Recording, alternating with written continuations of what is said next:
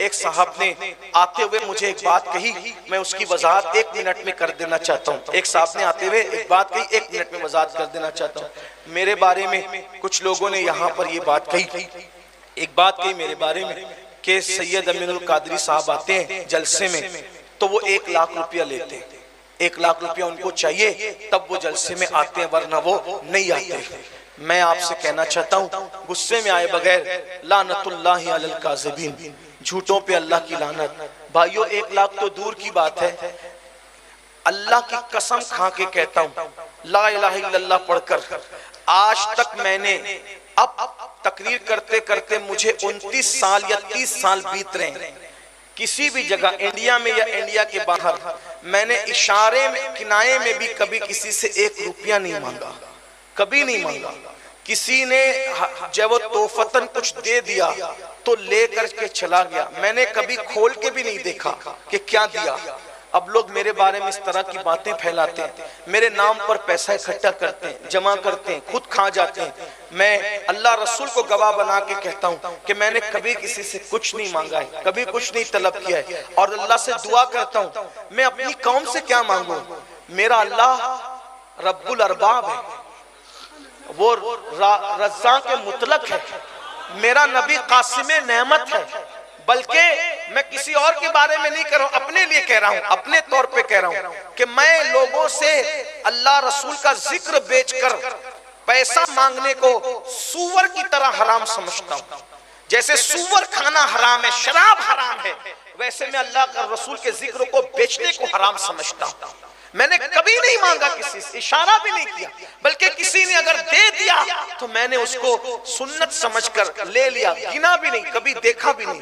वैसे ही घर गए, उसको कभी गिना भी नहीं। कोई मुझे बता नहीं कि मैं किसी के बारे में नहीं बता सकता हूँ कि वहां गया था तो इतना मिला था, नहीं, क्योंकि मैं सब एक साथ इकट्ठा कर लेता हूँ, जमा कर लेता हूँ ताकि गिनूं नहीं। क्यों नहीं गिनता? इसलिए नहीं गिनता कि आइंदा फोन आएगा, समझ लो फोन आएगा और मैं गिना हुआ रहूंगा तो मुझे मालूम रहेगा कि फैजी साहब ने ज्यादा दिया, सादिक साहब ने कम दिया। जब दोनों का फोन एक साथ आएगा, हमें तारीख चाहिए, तो मेरी तबीयत किसकी तरफ माइल होगी? जिसने ज्यादा दिया उसकी तरफ माइल होगी। तो इसलिए मैं नहीं गिनता कि मुझे जब पता ही नहीं रहेगा किसने कितना दिया। और जब मेरी तबीयत ज्यादा देने की वाले की तरफ माइल होगी तो बोलो मैं जिक्रुल्लाह करने के लिए गांधी जिस पे छपा है उसके लिए गया कि रसूलुल्लाह के लिए गया? किसके लिए गया?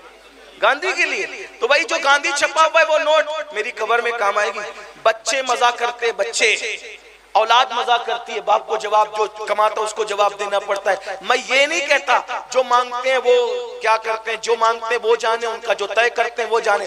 हमने कभी तय नहीं किया और हम इस सोच पे लानत करते हैं कि हम अल्लाह रसूल का जिक्र बेचें, हमने कभी नहीं किया। इसलिए हमें बदनाम न किया जाए, वरना हम आपके इलाके में नहीं आए, याद रखना। क्योंकि तकरीर हमारा पेशा नहीं है, बल्कि ये बात भी मैं आपको बता दूं, जहां तारीख सिर्फ मैं देता हूं वहां भी मैं टिकट का पैसा पहले नहीं मंगाता किसी से। मैं कहता हूं कि अगर मैं नहीं आ सका तो फिर तुम्हारा पैसे का जिम्मेदार कौन हो? जब मैं आऊंगा तभी मुझे टिकट का पैसा भी देना। और ये बात भी अल्लाह के ये मिंबरे रसूल पे कसम खा के कह रहा हूं। कभी कभी तो बाज लोग टिकट का पैसा देते हैं, कभी ये कहते हैं अकाउंट नंबर दे दो हम बाद में दे देंगे, फिर उनका बाद कभी आता ही नहीं। कुछ है वो सब नहीं करते ऐसा, बल्कि जहां जाते सब मोहब्बत ही देते हैं। और ये भी कहूं, मैं खुश होकर कहूं अल्हम्दुलिल्लाह, मांगने वालों को लोग जितना नहीं देते, बिन मांगे मुझे उससे ज्यादा भी देते हैं। ये भी कह रहा हूं मैं आपसे, ये भी कह रहा हूं। लेकिन कुछ ऐसे हैं कि कभी किराया भी नहीं दिया, फिर लोग मुझे क्यों बदनाम? लोग कहते हैं वजात करें, वजात में कहां वजात करूं जाकर के, किस किस से वजात करूं जाकर के। लेकिन मेरा दिल आज बहुत दुखा कि मुझे ये कहा गया कि आपने 1 लाख रुपये 50,000 आप पहले मंगा लिए, 50,000 बाद में आप लेने आए। एक अल्लाह के बंदे, मैंने ऐसा नहीं किया। मैं अल्लाह ईमान पे मरना है भाइयों, कलमा पढ़ते मरना है। अल्लाह को क्या जवाब दो? एक ऐसा बंदा जो किसी को जवाब ही नहीं देता, उस पे इतने इल्जाम लगाते हो, ऐसे बात करते हो, ऐसा मत करो। इसलिए मेरी गुजारिश है कि मेरे नाम पे इस तरह की कोई बात ना करे, अल्लाह को जवाब देना। मैंने कभी नहीं मांगा। ये सादिक रज़वी साहब बचपन से मुझे जानते, गवाह हैं, और जो लोग सुन रहे वो भी जानते हैं। बल्कि ये तो मैं बाहर जाता हूँ, बाहर जो लोग दे देते हैं ले लेता हूँ। मेरे शहर मालेगांव में तो आप पूछे लोगों से, मैं जहां मालेगांव में तकरीर करता हूं वहां दावत भी नहीं खाता कमेटी वालों की, उनका खाना भी नहीं खाता। मैं कहता हूं बाहर इसलिए खाना खाता हूं कि वहां मेरा घर नहीं है। लेकिन मालेगांव में तो मेरा खुद का घर है, तो तुम्हारा खाना खाने क्यों आऊं, क्यों खाऊं तुम्हारा खाना? जब मेरा घर खुद मौजूद है तो मैं क्यों मालेगांव वालों का खाना भी नहीं खाया? जाके पूछो उनसे, तहकीक करो, वो बताएंगे तुम्हें। और अगर वो कहते हैं कि नहीं हमें शौक से दावत देना, तुम्हें कहता अगर शौक से देना है फिर प्रोग्राम वाले दिन दावत मत दो, अगर तुम्हें शौक किसी और दिन दो, मैं मालेगांव में रहता हूं, किसी और दिन दो। शौक से देना है सुन्नत के तौर पे किसी और दिन दो, प्रोग्राम के दिन खाना नहीं खाऊंगा। क्यों? क्योंकि मालेगांव के लोगों को ये लगेगा कि यार इनको बुलाओ तो खिलाना भी पड़ता है। अगर कोई गरीब प्रोग्राम करना चाहे, उसके पास इतनी हैसियत ना हो, तो वो ये सोच के प्रोग्राम नहीं करेगा यार कि बुलाओ तो खिलाना ही पड़ता है, लेकिन मेरी खिलाने की हैसियत नहीं, तो वो प्रोग्राम नहीं करेगा। मैं चाहता हूं कि प्रोग्राम इतना सस्ता हो जाए कि गरीब से गरीब आदमी भी कर ले, ये है।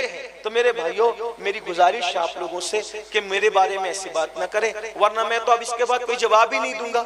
मगर तुम्हें भी मरना है, अल्लाह को जवाब देना है और कब्र में पहुंचना है। अल्लाह ताला सबको हिदायत अता फरमाए। इसके बाद मैं इस पर कोई वजाहत नहीं करना चाहता। लोग जबरदस्ती मुझे उगलवाते हैं, उंगली डाल डाल के मुंह में कि वजाहत करो वजाहत करो, लेकिन मुझसे वजाहत भी नहीं होती, इसलिए कि आप लोग मुझसे वजाहत सुनने जलसे में नहीं आते, अल्लाह रसूल का जिक्र सुनने जलसे में। इसका ख्याल करें। अस्सलाम।